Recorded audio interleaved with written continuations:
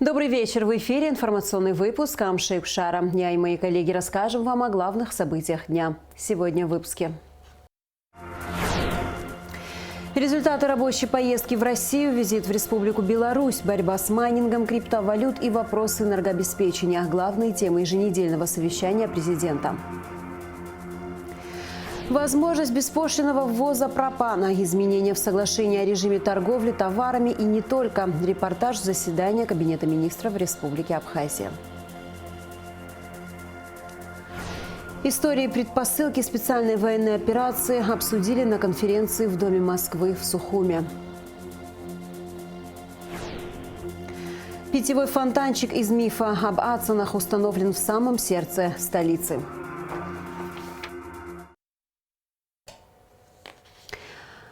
Аслан Джаня провел еженедельное рабочее совещание с руководством Кабинета министров и парламента Абхазии. Президент проинформировал о результатах рабочей поездки в Россию и визите в Республику Беларусь. В ходе общения глав государств в Минске были достигнуты конкретные договоренности о расширении экономического взаимодействия и формировании контактов по линии Министерств обороны и специальных служб двух стран. Говоря об экономическом взаимодействии, Аслан Джаня напомнил, что еще во время визита Александра Лукашенко в Абхазию он высказал заинтересованность в реализации крупных инвестиционных проектов в Абхазии. В Москве состоялись встречи в Совете Безопасности и с членами правительства Российской Федерации. Обсуждались вопросы организации перетока электроэнергии из России в Абхазию и предоставления инфраструктурного кредита, необходимого для приобретения и установки устройств контроля потребления электроэнергии. Также на встречах обсуждались мероприятия по реализации межправительственного соглашения по проекту реконструкции международного аэропорта имени Владислава Ардзенба и возобновления воздушного сообщения с Россией. Аслан Джаня поручил вице-премьеру, министру экономики Кристине Озган подготовить все необходимые документы по организации перетока, инфраструктурному кредиту, соглашению о реконструкции и возобновлению воздушного сообщения и направиться в Москву для работы над перечисленными направлениями. Тот лимит электроэнергии, который мы получаем бесплатно из России, закончится. Какое-то количество дней, недели, две, может быть, да, может быть, даже чуть больше. Мы останемся или можем остаться без электричества.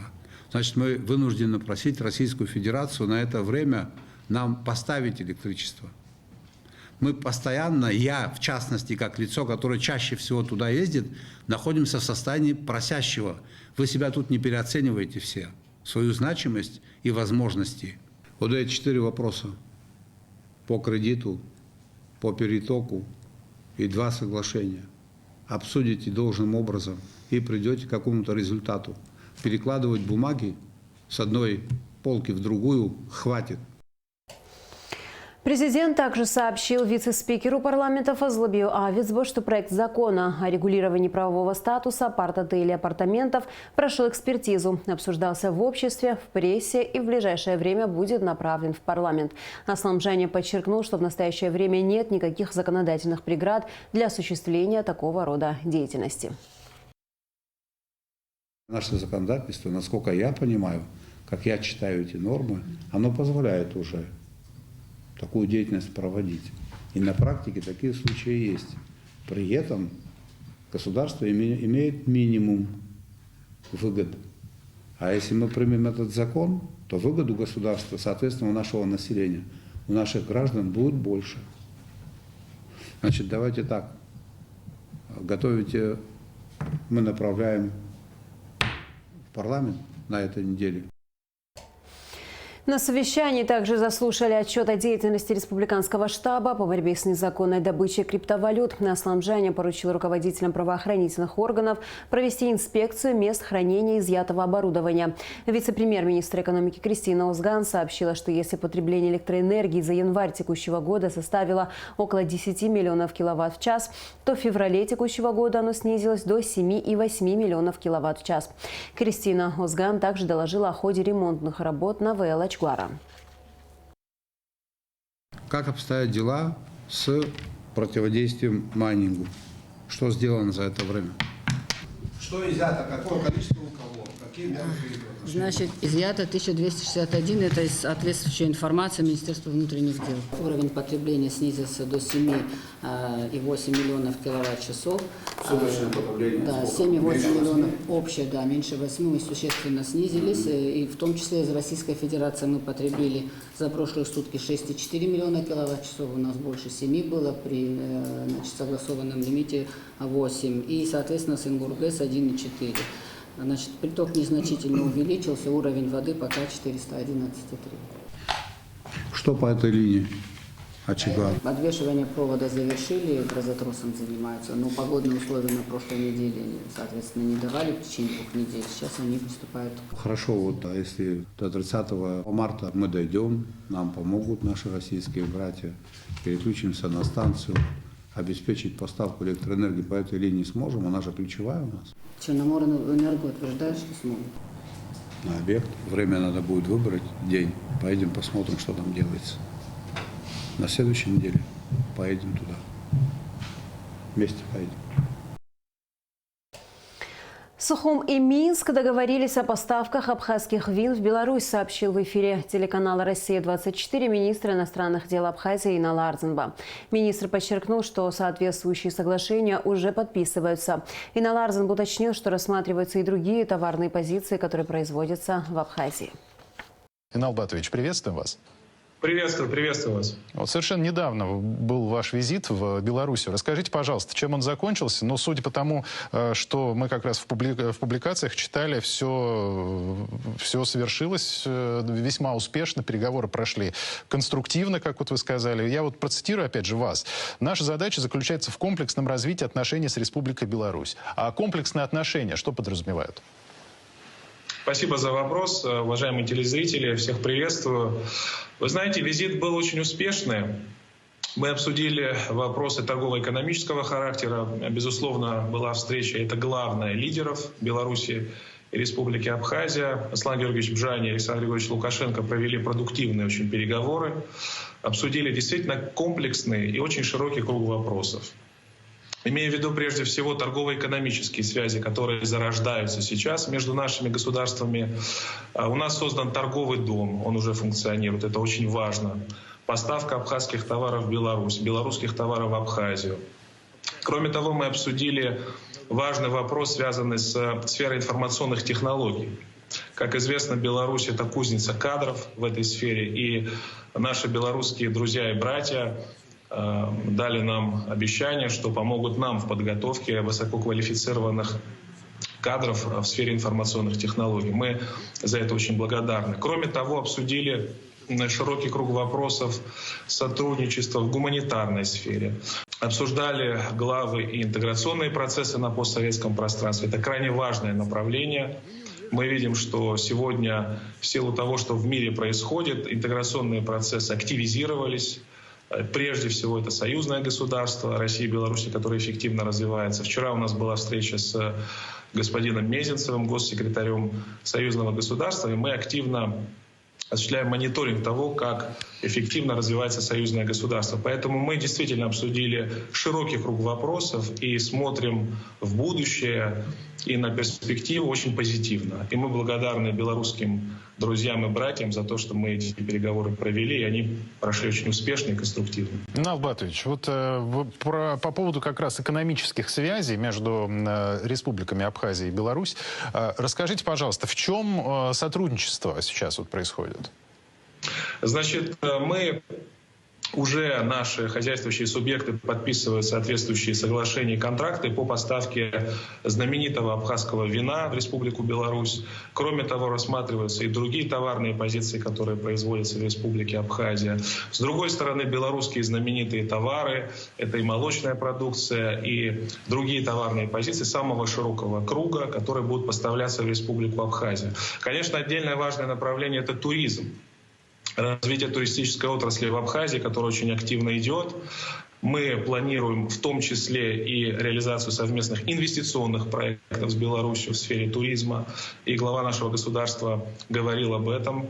Это очень важное направление, поэтому мы исходим из того, что мы создаем такой синергетический эффект от нашего экономического сотрудничества. И для нашей экономики, для экономики Республики Абхазия, это, безусловно, очень важное направление. И мы рассчитываем на то, что будет хороший эффект и что это отразится на качестве жизни наших сограждан. Вот для оптимизации сотрудничества, да, для ускорения этого сотрудничества, в том числе вот обмен товарами и услугами и быстротой принятия решений, как раз вот и создавались такие организации, вот как вы уже упомянули, Таможенный союз, Единое экономическое пространство.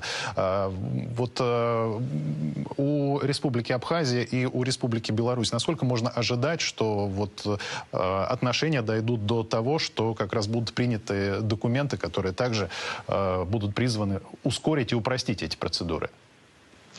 Благодарю вас за интересный вопрос. Действительно, это важное направление. Конечно, это зависит от динамики наших отношений, от динамики диалога и от активности наших торгово-экономических связей.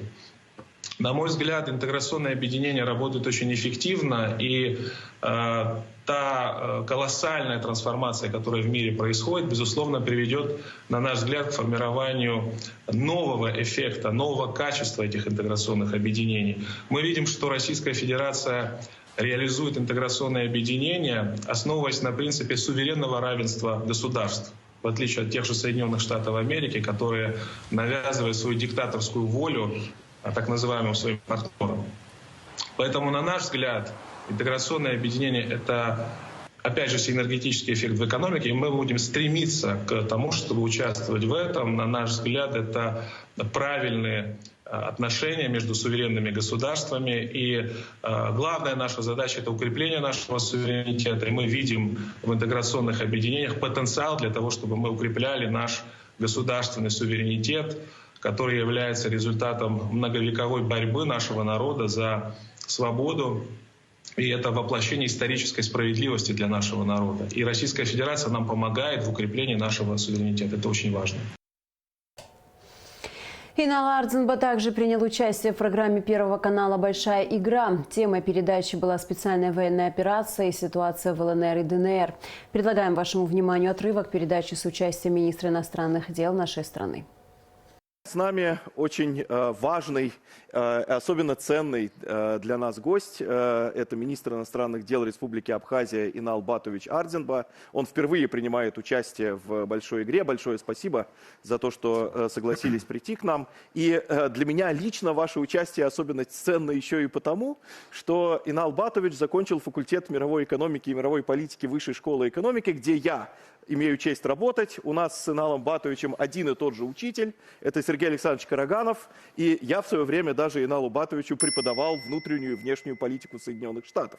Но спросить я вас хочу, конечно же, как министр иностранных дел Абхазии, про позицию Республики Абхазия в отношении спецоперации, которую проводит Россия, и по поводу ваших связей и отношений с Донецкой и Луганской народными республиками, которые одно время, как и Абхазия, тоже были государствами, признанными Российской Федерацией. Потом они решили вступить в состав Российской Федерации. Абхазия остается суверенным независимым государством, но все-таки ваши отношения с ДНР и ЛНР наверняка сохранились и укрепляются. Вот расскажите об этом. Рад приветствовать, рад возможности нашего диалога, нашего общения. Вы знаете, мы полностью поддерживаем цели и задачи специальной военной операции, безусловно. Мы неоднократно об этом говорили, и глава нашего государства Аслан Георгиевич Бжаня неоднократно об этом говорил. Глядя на эти кадры, все абхазы вспоминают кадры войны, Отечественной войны народа Абхазии, которая была в 1992-1993 году, и вспоминаются слова первого президента, национального лидера Абхазии Владислава Ардзинба. Он говорил: «Свобода Апсны – смысл всей моей жизни». И очевидно, что люди, которые взяли в руки оружие, это для них и есть смысл жизни – отстоять свободу. И, конечно, мы это полностью поддерживаем. Что касается наших отношений, когда ДНР, ЛНР объявили о своем государственном суверенитете, мы с ними выстраивали отношения как с субъектами международного права. Мы признали их государственный суверенитет. Затем, после вступления в Российскую Федерацию, мы уже развиваем отношения как с субъектами Российской Федерации. Мы готовим соответствующую нормативно-правовую базу, стараемся оказывать максимальную поддержку, гуманитарную поддержку. Вы знаете, что наши братья абхазы взяли в руки оружие и сражаются вместе как добровольцы с соответствующими подразделениями. Поэтому полная поддержка специальной военной операции, и мы осуществляем очень внимательный мониторинг того, что происходит, и будем и дальше наших братьев поддерживать и во всем им помогать. Спасибо большое, и мы чувствуем эту поддержку и очень ценим ее со стороны Республики Абхазия и в области гуманитарных связей, и политической поддержки, и та военная поддержка, которую вы упомянули. Вот не кажется ли вам, что Соединенные Штаты хотят открыть новые горячие фронты их войны против России в регионе бывшего Советского Союза? Благодарю за вопрос. Это очень важный вопрос, очень чувствительный, как в целом для постсоветского пространства, так и для нашей Родины, для Абхазии. И все, что я сейчас буду говорить, в значительной мере касается нашей Родины. США занимаются глобальной проекцией несправедливости, проекцией двойных стандартов. Все это отражается на нашей Родине. Ключевая цель в странах постсоветского пространства, и в том числе и в Абхазии, это захват власти, это смена внешнеполитического курса, безусловно. То же самое мы видим у нас. Какой ключевой инструмент США используют? Это, безусловно, неправительственные организации, которые они насоздавали, в том числе они работают и у нас в Абхазии, мы за этим внимательно следим. Это чрезвычайно важно. И наш народ, самое главное, видит эту политику несправедливости, двойных стандартов и дает адекватную оценку ей. В том числе, кстати, и Институтом глобального управления, которые занимаются тем же самым и тоже создают некие соответствующие структуры, они работают в Абхазии в том числе.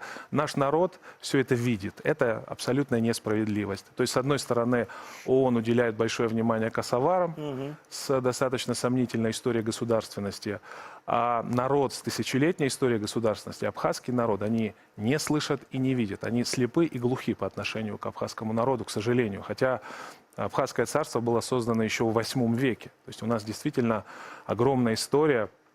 И в советский период, с 22 по 31 год, мы имели статус субъекта Советского Союза и Советской Социалистической Республики. Хотя в тот период, скажем, Казахстан имел статус автономной республики в составе Советской России. Никто же не ставит под сомнение суверенитет Казахстана сегодня. Тогда почему такая несправедливость по отношению к Абхазии? Конечно, это смущает наш народ, и у нашего народа есть абсолютно четкое понимание того, что делают США и что делают институты глобального управления. Еще хотел добавить, что исторически наша страна всегда была вот в центре противостояния геополитического крупных держав, и мы наш государственный суверенитет пронесли сквозь века. И абхазы никогда не колебались, когда стоял выбор, отдавать жизнь за Родину или нет.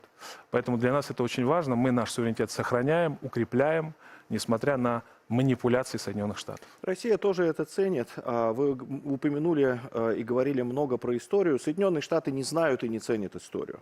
За исключением своей, которая гораздо короче, чем история абхазского государства.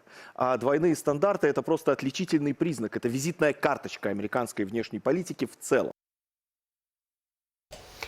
К другим новостям. Президент Аслан Джани ознакомился с ходом работ по благоустройству Гагры и посетил некоторые объекты размещения, где идут восстановительные работы. Президента сопровождал глава Гагрского района Юрий Хагуш.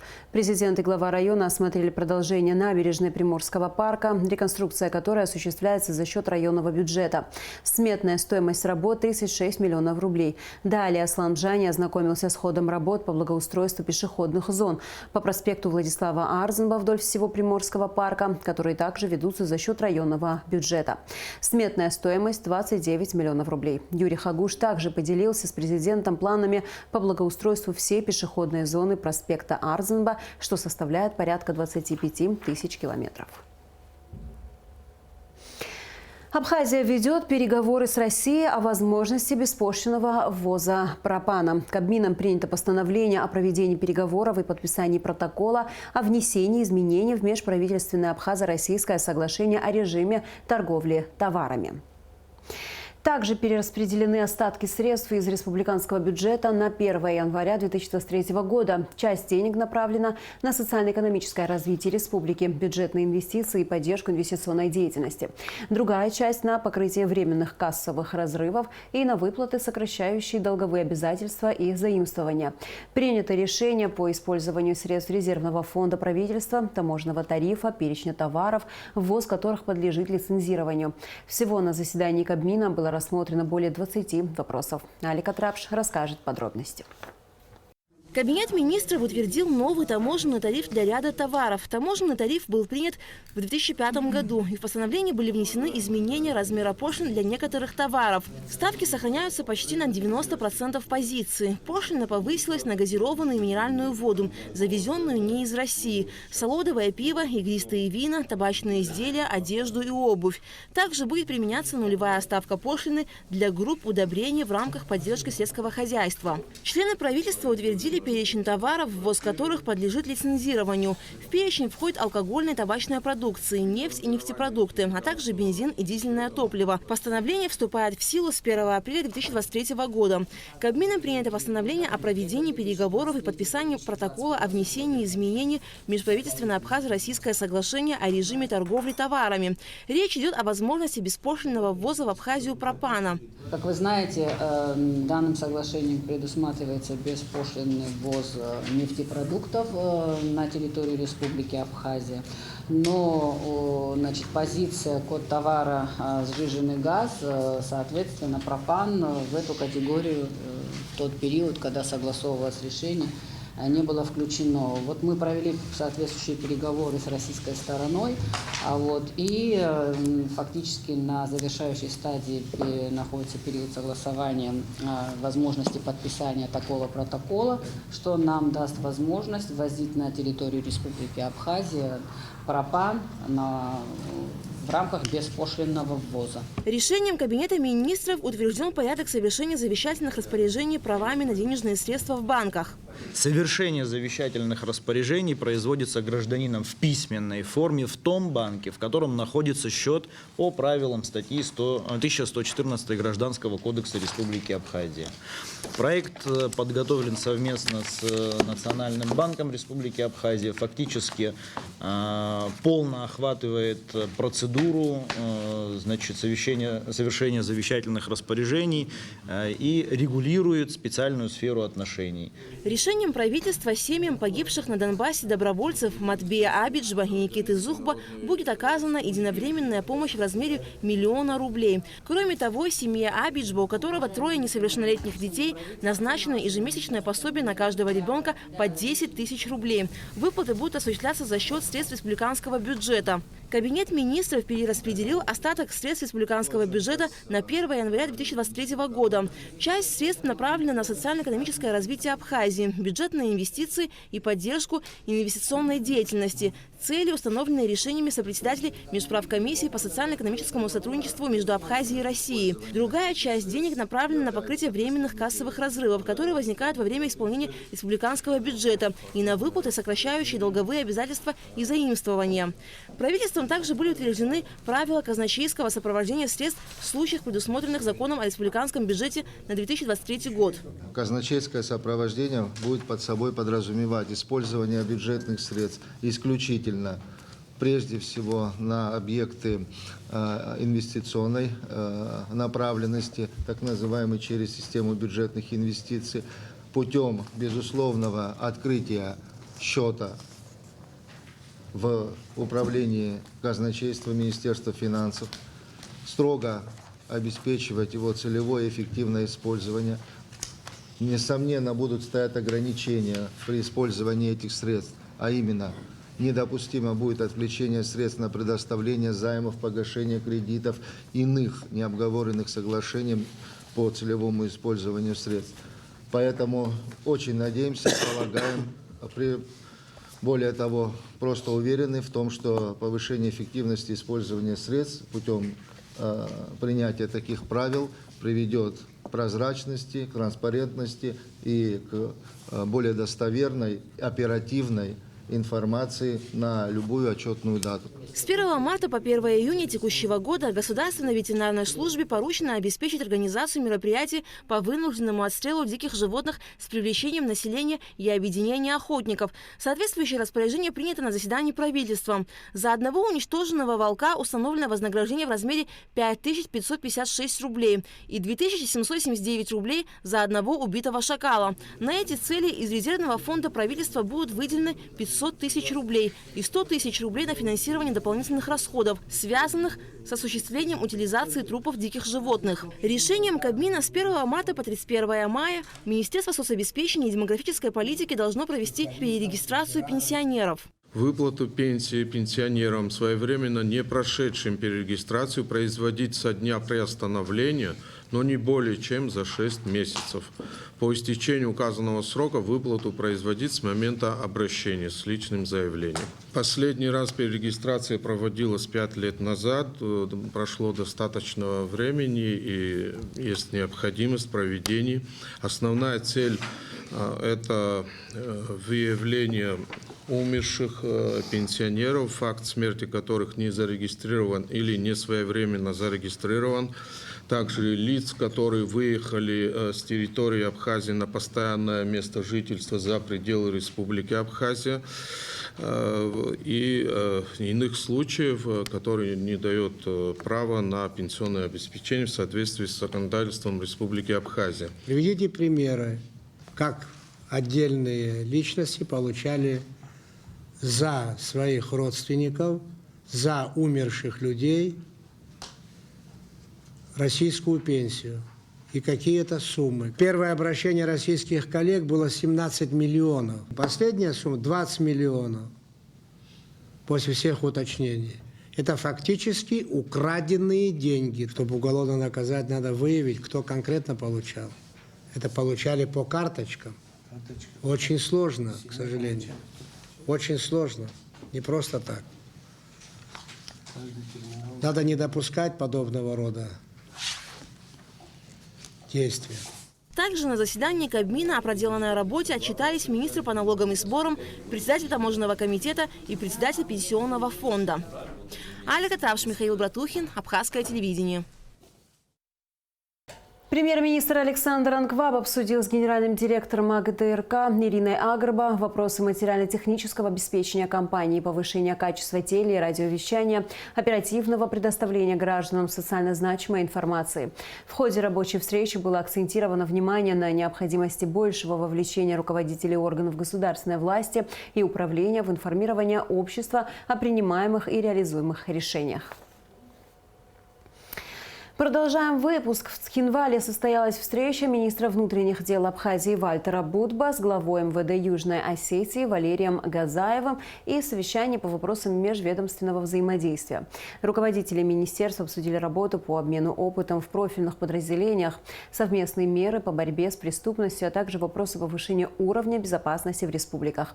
Во встрече также приняли участие представители совместного информационно-координационного центра МВД Абхазии и России.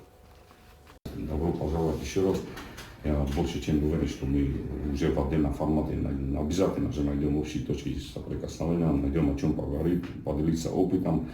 Допустим, в той же сфере, как туристический бизнес, как вы обеспечиваете безопасность туристов. Вот. Да, у нас, конечно, нет моря, нет такого турпотока, но тем не менее, осторожный оптимизм в этих вопросах есть. Действительно приняли как родных братьев. Мы себя ни в коем случае, там, конечно, гости, но не ощущали себя гостями, но мы были как родные люди. История наших государств уже молодых, она очень с большим подтекстом, глубоким, таким нашим именно горским. И когда вы говорили о том, что и на нашей войне присутствовали сыны Осетии, Южной Осетии, и наши бойцы приезжали в Южную Осетию. Я вам хочу сказать, что я от старших и от друзей всех слышу, что очень сильно в это тяжелое время подняли дух воинов. Это, конечно, мы должны помнить, передавать следующему поколению, чтобы не потерять вот этот стержень общения, который у нас есть. В рамках рабочей поездки делегации МВД Абхазии в Южную Осетию также запланировано посещение совместного информационно-координационного отдела внутренних дел РЮО, где пройдет рабочее совещание по вопросам обмена правового и практического опыта в сфере проведения специальных экспертиз. Кроме того, планируется рассмотреть вопрос создания лаборатории специальных криминалистических экспертиз на базе совместного ИКЦ МВД Абхазии и России на территории Абхазии. Об этом сообщает пресс-служба МВД. Минские соглашения, распада СССР, коллективный Запад, действия Североатлантического альянса, мировой кризис, второй фронт. Эти и другие темы обсуждались на конференции, посвященной специальной военной операции, начавшейся в феврале прошлого года. Об истории, предпосылках, решениях и прогнозах экспертов в репортаже Гугуцы Вардания. Сегодня во всем мире время глобальных перемен, и будущее мироустройства зависит от исхода событий, происходящих на Украине. В феврале 2022 года президент России Владимир Путин принял решение о проведении специальной военной операции. Главная ее цель – полная демилитаризация и денацификация Украины. Посол России в Абхазии Михаил Шургалин отметил, что с самого начала событий Абхазия активно поддерживает Россию. Сухум вслед за Москвой заявил о признании независимости Донецкой Народной Республики и Луганской Народной Республики, а затем о вхождении ДНР, ЛНР, Херсонской и Запорожской областей в состав Российской Федерации. Мы дорожим и той поддержкой, которую Абхазия оказала нашей стране в связи с проведением самой специальной военной операции. Ценим участие абхазских добровольцев в военных действиях и сегодня, и в целом на Донбассе, начиная с 2014 года. Ценим и гуманитарную помощь, которую Абхазия оказывает жителям Донбасса, теплый прием, который был оказан беженцам Донбасса на абхазской земле.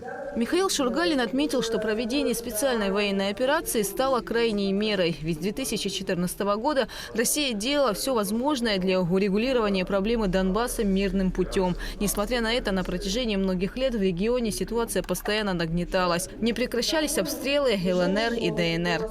Именно западные страны, и в первую очередь США, виновны в том, что разрушены Ирак, Ливия, Сирия, Афганистан, Сомали и многие другие страны. Это своего рода американское проклятие. К чему только Вашингтон не прикасается, все превращается в руины. Россия, добавил Шургалин, не стала дожидаться своего включения в этот трагический список. В декабре 2021 года Америке и НАТО были направлены проекты договоров о гарантиях безопасности. Однако ключевые позиции документа были проигнорированы. Посол отметил, что западные элиты не скрывают своих целей – нанести России максимальный урон с последующим стратегическим поражением. Были упомянуты информационная война, а также искажение исторических фактов. Мы продолжим нашу борьбу, целью которой заставить так называемый коллективный Запад смириться с очевидными фактами. А раз уж уговор не действует, мы сделаем это силой оружия. Они должны воспринять то, что на земле есть государства, у которых есть свои интересы, которые готовы эти интересы отстаивать и с которыми Западу предстоит существовать. И более того, взаимодействие. Секретарь Совета безопасности Абхазии Сергей Шамба сделал небольшой экскурс в историю и рассказал, что, по его мнению, стало отправной точкой происходящего. Шамба считает, что истинную причину нынешнего кризиса следует искать в сложившейся после распада СССР ситуации в мире. Ведь Советский Союз и созданные им организации Варшавского договора были реальным фактором мировой стабильности. Распуск варшавских организаций и сохранение НАТО – главные причины сегодняшнего мирового кризиса. И вина за это лежит не только на западных политиках, но и на последнем поколении советских руководителей. Михаил Горбачев имел все возможности, чтобы не допустить слома системы мировой безопасности. Много говорят, что он мог бы добиться письменных гарантий нерасширения НАТО на восток. Ресурсы советской сверхдержавы в сочетании с политической волей ее руководство могло бы привести к тому, что было достигнуто соглашение, которое привело бы к созданию новой системы европейской безопасности и мировой безопасности. Но Горбачев не проявил и сотой доли политической воли, которую обязан был проявить не только для защиты интересов своей страны, но и мировой стабильности. И в этом его главное политическое и историческое преступление. Однако нельзя возлагать вину исключительно Горбачева. В позднесоветской, постсоветской, российской, как интеллектуальной, так и политической элите существовал слой людей, которые считали, что распад СССР и организация Варшавского договора может быть той ценой, которую они готовы были заплатить за интеграцию России в евроатлантическое сообщество, в том числе и в НАТО. Шамба добавил, что вступление России в НАТО означало бы перераспределение ролей в альянсе, так как Россия стала бы самым сильным игроком по экономическим и демографическим показателям. Такое положение дел США точно бы не устроило. Секретарь Совбеза отметил, что в политической элите США присутствует очень влиятельная группа людей, которых российский политолог Караганов назвал рыцарями и пажами холодной войны. Они могут жить только в атмосфере крупного международного конфликта, и в их интересах провоцировать конфликты с США и блоком НАТО. Я хорошо помню свои переговоры в 2008 году в Швеции. Тогда, перед тем, как начать войну в Южной Осетии, политические лидеры Грузии, ближайшее окружение Саакашвили, предложило встречу с абхазской стороной. И вот эта встреча произошла в Швеции. На этой встрече как раз говорилось о том, что у России ржавые танки, что Соединенные Штаты Америки поддержат Грузию, и танки грузинские могут дойти до Москвы. Совершенно очевидно, что эта встреча была направлена на то, чтобы запугать нас возможным вторжением. И вместе с тем показать, что за их спиной стоят Соединенные Штаты Америки. И к чему это привело, хорошо известно. Упомянул Сергей Шамба и о призывах Киева открыть второй фронт в Абхазии и Южной Осетии, вслед за которыми от Тбилиси поступил отказ. Мы понимаем, что за такой политикой нашего заингурского соседа стоит не русофилия или стремление к урегулированию отношений с нами. Такое поведение грузинских властей вызвано сугубо прагматичными причинами. Однако, кто сказал, что в результате нынешнего давления грузинское руководство не будет заменено на антироссийских радикалов или само вынуждено будет все-таки открыть второй фронт? В этой ситуации я считаю, что мы в Абхазии должны сконцентрироваться на нескольких вопросах. Во-первых, мы должны самым тщательным образом проверить мобилизационные возможности нашей армии. Соответствующие поручения уже даны президентом. Во-вторых, в кратчайшие сроки должны быть подготовлена концепция реформы наших вооруженных сил, в том числе все, что связано с перевооружением, оснащением новейшими видами вооружений и военной техники. В-третьих, мы продолжим нашу политику поддержки новых российских регионов Донецка, Луганска, Херсонской и Запорожских областей.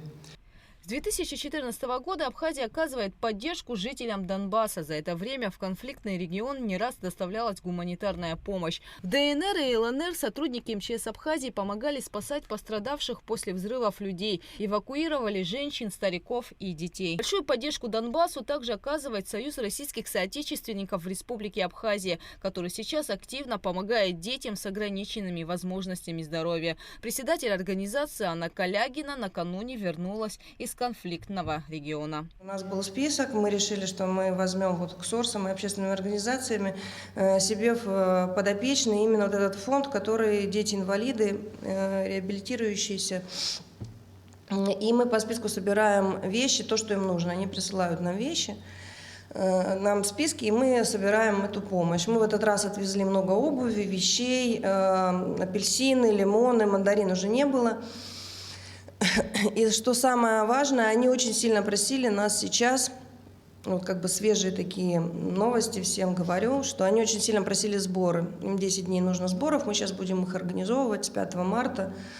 Вот, с Божьей помощью, как бы и все вместе, и коллегами из отельного бизнеса. Я думаю, что мы найдем им воду, им нужна вода, им нужен бассейн. По данным Совбеза России, в Европе перед началом СВО была сформирована группировка вооруженных сил США, в которой числились более 60 тысяч военнослужащих, танков, боевых самолетов. На 40% возросла интенсивность полетов у российских границ американских стратегических бомбардировщиков. Почти вдвое увеличилась интенсивность воздушной разведки сил НАТО в Калининградской области и Крыму. Постоянно велись провокации с участием кораблей НАТО в Черном море. За первые 1,5 месяца прошлого года, то есть за несколько месяцев до начала спецоперации, на Украине приземлилось до 50 военно-транспортных самолетов из стран Запада, которые доставили более 2000 тонн вооружений, боеприпасов и средств защиты. Ангела Меркель, Франсуа Олланд и Петр Порошенко после недавнего ухода с поста заявили, что Минские соглашения были всего лишь попыткой дать Киеву время на усиление армии и подготовки к войне. С 2014 года в зоне конфликта сражается за справедливость интернациональная бригада «Пятнашка». Большую поддержку оказывает казачье кубанское войско. И сегодня «Пятнашка» — это действительно настоящий полноценный интернационал. Это такой абсолютный мультикультурализм, да, людей, которые, как и, абсолютно не совру, наверное, да, как вот в Великую Отечественную войну бок о бок все воевали вместе. Человеческие жизни нельзя оценить. И более 100 казаков кубанского казачьего войска уже отдали свои жизни, принимая участие в боевых действиях, порядка 300 раненых наших братьев. И сегодня, вот с самого начала, когда была нашим главнокомандующим, президентом Российской Федерации объявлена специальная военная операция на Донбассе, на Украине, мы не остались в стороне. И были организованы пункты приема гуманитарной помощи. И за весь период участия в специальной военной операции кубанским казачьим войском уже более 100 тысяч тонн гуманитарных грузов направлено в зону СВО. В рамках конференции была организована выставка, посвященная жителям Донбасса. В завершении собравшиеся почтили память погибших в ЛНР и ДНР минутой молчания.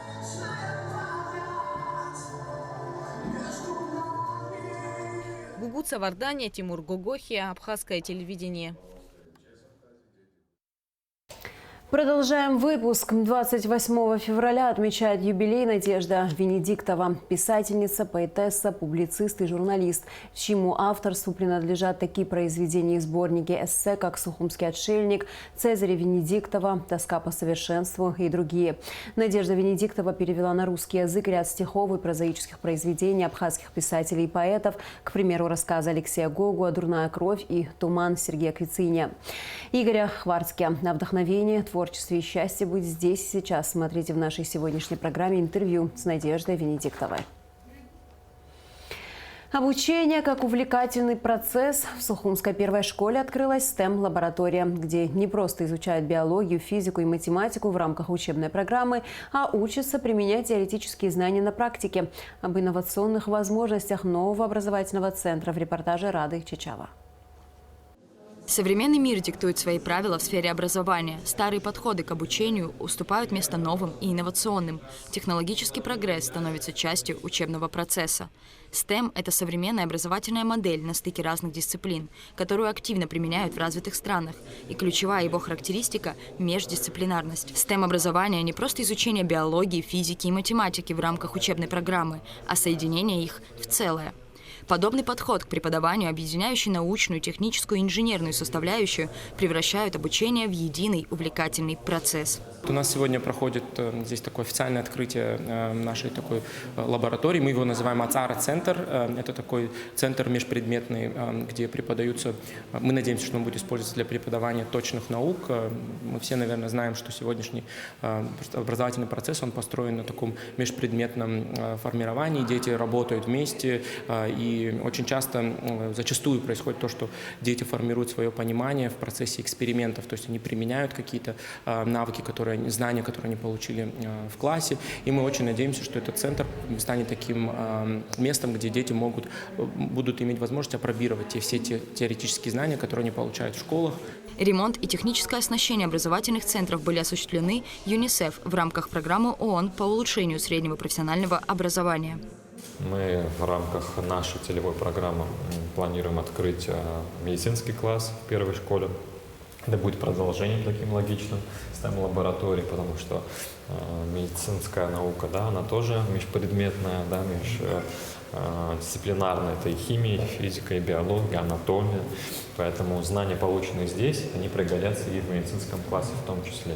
Класс самый современный. Я надеюсь, что наше молодое поколение это оценит. должным образом. И, как я уже сказал выше, мы приглашаем детей всех районов, и особенно города Сухум. Уже, значит, была идея приглашать детей из лицея-интерната Сухумского, чтобы они приезжали, проводили тут свои, значит, лабораторные работы, да, в соответствии с графиком школы. Вот, будем искать окна, чтобы другие дети тоже могли приезжать. Мы, как бы, ориентируясь на современные подходы и на ресурсы, которые у нас были, выделили вот эти 3 школы. У нас здесь, получается, Сухумская первая школа городская, у нас в Ачимчирах 2-я школа и в городе Гал 1-я школа. И мы в течение следующих 2 недель там тоже откроем такие же центры. Параллельно с ними у нас 10 школ, которые приняли участие в конкурсе, который проводили мы совместно с Министерством просвещения. Были выделены такие активные школы, учителя из этих школ. Они получили такое же вот оборудование. В образовательном центре 2 пространства: аудиторного типа комната, в которой ученики смогут свободно общаться и обучаться, и классное помещение, в котором есть все необходимое для применения теоретических знаний на практике и, конечно же, познания нового, инвентарь, необходимый для лабораторных исследований, наборы реактивов для проведения опытов по химии, микроскопы, комплекты для проведения лабораторных работ по физике. Мы также постарались помимо техники сюда предоставить, здесь будет доступ к хорошему широкополосному качественному интернету, который будет бесплатно, система, провайдер предоставляет эту возможность. У нас 3 таких направления, мы тоже работали с экспертами, чтобы выделить базовое необходимое оборудование, кстати, было специально под нас заказано. Это вот это по физике, это такой механический электрический стол, который дает возможность апробировать и проводить эксперименты, связанные с физикой, с различными направлениями, механикой, электроэнергией. Параллельно у нас по химии, биологии большое количество материала присутствует. Мы кое-что еще заказали касаемо там, скелеты, допустим, часть для преподавания более интерактивной версии анатомии. Также есть программное обеспечение, лицензию на которую мы купили несколько лет тому назад, которое тоже здесь присутствует. Это 3D-модели, которые можно будет проецировать на экран. И как вы видите, здесь вот реактивы. У нас даже в некоторых школах, которые оборудованы, очень часто реактивов не хватает. Мы тоже постарались предоставить все это необходимое, микроскопы и другое оборудование. Также преподаватели дисциплин естественно-математического цикла школ-участниц проекта прошли обучающие семинары по методике преподавания предметов на основе STEM-подхода. Рустам Анжбат рассказал, что на данный момент ведутся переговоры со STEM-лабораторией о возможности проведения бесплатных курсов в новом центре. Аналогичные образовательные центры будут открыты в Галской и Ачимчирской школах в ближайшее время. Рада Чачава, Заур Кварче, Абхазское телевидение. Похищение монет ацинами – закрученный сюжет из жизни карликов, воплощенный в жизнь фантазией и мастерством скульптора Архипа Лабахуа. Это питьевой фонтанчик, который торжественно открыли в центре столицы напротив Музея денег Банка Абхазии. Открытие городского мини-фонтанчика приурочено ко дню банковского работника, который отмечается 28 февраля. Репортаж Асиды Малия.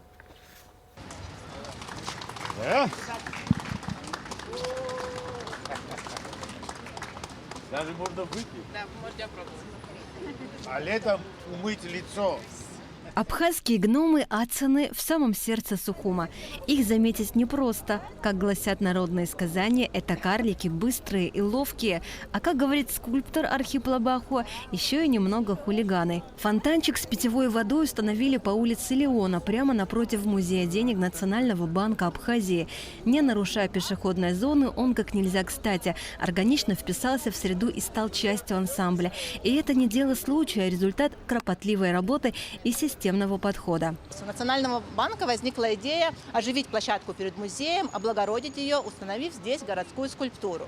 В то же время нам хотелось добавить функциональности. Так как мы являемся южным городом, находимся в субтропиках, было решено установить питьевой фонтан. Питьевых фонтанов в Сухуме сосчитать по пальцам. Как говорит сам автор скульптуры Архип Лабахуа, в городе должна быть бесплатная вода, особенно в летний зной. И кто бы ни подошел к фонтану и спить несколько глотков воды, будет видеть перед собой свободолюбивых карликов. А вот чем именно они тут заняты, не объяснит даже сам автор. Что делают эти гномы здесь, непонятно. Потому что абхазские гномы очень своеобразные. Они не занимались, в отличие от европейских, собиранием каких-то алмазов, капитала. Они были такие, хулиганы. В хорошем смысле. Дразнили великанов и так далее. Поэтому я не знаю, тот гном, который как бы на Атасе, Может быть, он что-то плохое сотворит с тем, который тащит эту монету. Я не знаю. Над композицией Архип Лабаху трудился около 3 месяцев. За это время он не просто работал над созданием нового шедевра, но и увлекся нумизматикой. Потому монеты, что рассыпаны у кувшина, принадлежат тем народам, с которыми соприкасался древний абхазский мир. Здесь вы увидите монеты, античные монеты разных полисов, со многими из которых у Абхазии были с древнейших времен торгово-экономические отношения. Вот. И вот еще раз хочу подчеркнуть, что сочетание воды, монет, это все культуры, это все вещи взаимосвязаны. Вода легкой струей поднимается и спокойно утекает по колонне фонтана, омывая точные копии античных монет, на одной из которых изображен Зевс. Авторы идеи, представители Национального банка Абхазии, намерены продолжить украшать окружающую среду. Как рассказал директор Нацбанка Беслан Барателя, в ближайшее время здесь планируется установить скамейки. Тем самым музей денег станет не только познавательной, но и комфортной для пребывания средой. Асида Мали, Алексей Гухава, Абхазское телевидение. И в завершении выпуска, как всегда, о погоде. По сообщению гидрометцентра, в среду 1 марта на территории Абхазии ожидается переменная облачность, временами дождь, разной интенсивности, в горах снег. Температура воздуха ночью 4-9, днем 10-15 градусов, температура морской воды 9 градусов.